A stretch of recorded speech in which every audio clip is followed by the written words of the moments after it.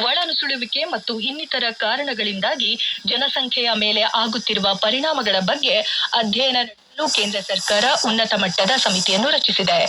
ಈ ಕುರಿತು ತಮ್ಮ ಸಾಮಾಜಿಕ ಮಾಧ್ಯಮ ಪೋಸ್ಟ್ನಲ್ಲಿ ವಿವರ ನೀಡಿರುವ ಕೇಂದ್ರ ಗೃಹ ಸಚಿವ ಅಮಿತ್ ಶಾ, ಸುಪ್ರೀಂ ಕೋರ್ಟ್ನ ನಿವೃತ್ತ ನ್ಯಾಯಮೂರ್ತಿ ಪಿಪಿ ನಾಲೇಕ ಅವರ ಅಧ್ಯಕ್ಷತೆಯಲ್ಲಿ ಸಮಿತಿ ರಚಿಸಲಾಗಿದ್ದು, ಅದರಲ್ಲಿ ಗಣತಿ ಆಯುಕ್ತರು ಹಾಗೂ ಮಾಜಿ ಐಎಎಸ್ ಅಧಿಕಾರಿ ದುರ್ಗಾಶಂಕರ್ ಮಿಶ್ರಾ, ಐಪಿಎಸ್ ಅಧಿಕಾರಿ ಬಾಲಾ ಶ್ರೀವಾತ್ಸವ,